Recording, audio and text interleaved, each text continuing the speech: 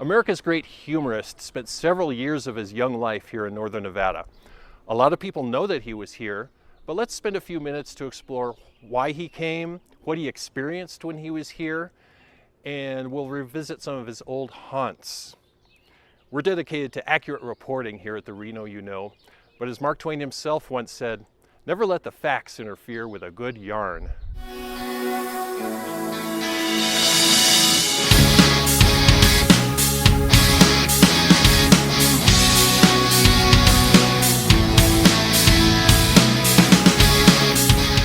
My reference for this episode is Mark Twain's own account of being here, which he wrote in 1871, several years after returning back east from his time in Nevada.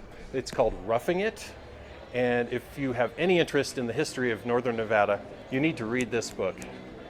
This book was written in the 19th century, so you'll need to get past some of the prevailing attitudes and language that they used in this book.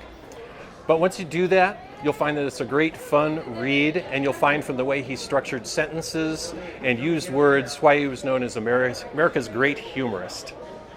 Samuel Langhorne Clemens was born in 1835 in Missouri and spent several years of his young life piloting riverboats on the Mississippi River, and actually spent a short stint in the Confederate Army, which he did not care for. His brother Orion Clemens was offered the position of secretary to the Nevada territorial governor as thanks from President Lincoln for helping with the presidential election. The offer came with no provisions for travel out west, so Orion offered his brother Sam the opportunity to come to Nevada and to be Orion's private secretary if Sam would pay for this stage trip. Sam Clemens didn't have much going on, and the idea of seeing the Wild West intrigued him. So at 25 years of age in 1861, he and his brother made their way to St. Joseph, Missouri, and asked to purchase 2 stage tickets to Carson City, Nevada. His trip by stagecoach is well documented in his book Roughing It, and it's a great read. It took 19 days between St. Joseph, Missouri and Carson City, and in it he documents traveling with loads of mail bags, sleeping on the mail bags, encounters with buffalo and Indians, and seeing a Pony Express rider, and crossing the Great Salt Lake Desert and the infamous 40-mile desert here in Nevada. The Carson City of today hardly resembles the Carson of 1861 when Sam Clemens arrived, but there are still locations here that you can see that have ties to the future famous author. This is the house that was owned and built by Orion Clemens and his wife Molly, and they lived here with their daughter Jenny from 1864 until 1866. Brother Sam Clemens would visit here often and would bunk here occasionally. The Civil War was coming to an end in 1865, right in the middle of their occupancy here, so you can imagine that the two brothers reviewed news events of the happenings back east, the end of the Civil War, the surrender at Appomattox, and it's just great that this home is still here. This is the first Presbyterian church here in Carson City, built in 1864. Orion Clemens was a founding member here and a congregant, and the jury is still out whether Sam Clemens actually attended services here or not. But the future Mark Twain did raise funds for the church's construction, proceeds from some of his talks. The old church is showing the effects of its age, and there's an ongoing effort to help restore and preserve this old church, which is a very important part of Nevada's history. This is the final resting place of Jenny Clemens, who was the only daughter of Orion and Molly Clemens. She passed away at the age of 9 years old from spotted fever. Jenny was very close to her Uncle Samuel, and her whole family took the loss very hard. Her Bible is still preserved at the First Presbyterian Church here in Carson. Sam Clemens' position as his brother's secretary soon grew tiresome and, well, boring, so he decided to join the crowd and start exploring and prospecting. He made several excursions while he was here. One time he and a friend hiked up from Carson City up to Lake Tahoe, and he recounts the experiences of camping on the beach for long stretches and of accidentally starting a significant forest fire. In 2022, several interpretive signs were set up around Lake Tahoe regarding his stays there, and I had planned on hiking up to one of them to share with you. There is a location where he emerged from the forest and saw Lake Tahoe for the first time, which inspired him to write his famous description, It must surely be the fairest picture the whole earth affords. He also joined a horseback party and made a trip down to Mono Lake and described their adventures there as they explored the salty environment of the Dead Sea of California.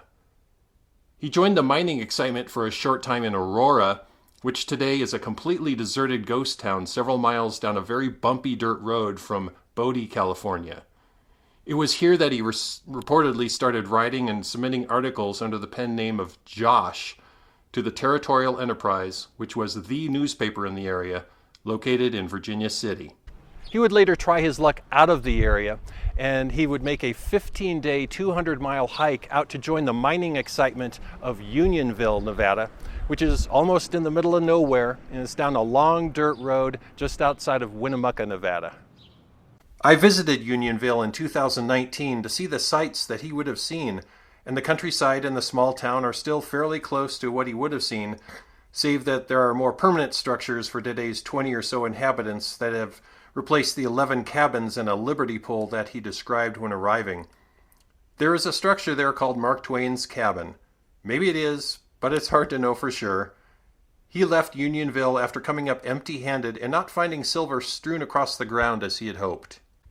Sam Clemens eventually made his way to the silver boom town of Virginia City, where he ultimately became editor at $25 a week of the Territorial Enterprise and worked in this building. At this time he was using the pen name of Mark Twain. During his stay here, he was becoming known for his writing as it became disseminated across the country. He also became involved with controversies, entanglements, hoaxes, and even got challenged to a duel or two, all of which added up to his decision to leave the territory in May of 1864. He would return to the now state of Nevada in 1866 to deliver a speech based on his travels and his other exploits, probably here at Piper's Opera House. He would also return in 1868 to deliver more speeches in Carson City. He would never return to the state of Nevada again in his lifetime. So did Mark Twain ever visit Reno? The answer is kinda. But his cabin did. Stay with me. Nevada didn't become a state until 1864, which was the year that he left the territory, and Reno didn't become a town until 1868. In 1864, he wrote a letter to his brother Orion telling him that he was going to be leaving the Nevada territory for San Francisco and the States, and then that he would be taking the Hennis Pass Road to do so. The Hennis Pass Road extends from here, present-day Verdi, which is just west of Reno, meanders through the mountains up above what became Donner Pass, and ends in North San Juan, which is in northern gold country. So in order for him to get from Virginia City through the Truckee Meadows and to this point in present-day Verdi, he would have to have passed through the land that became Reno. And the Hennis Pass Road was actually a major supply route between California and the mines of Virginia City and was fairly heavily traveled. And this road also became the main road between Nevada and California into the 1920s when the Highway 40 was built through Donner Pass. And this is actually a segment of the old road. And if you come over here, we can see evidence of the old road. It's eroded over the years, and of course trees have grown up.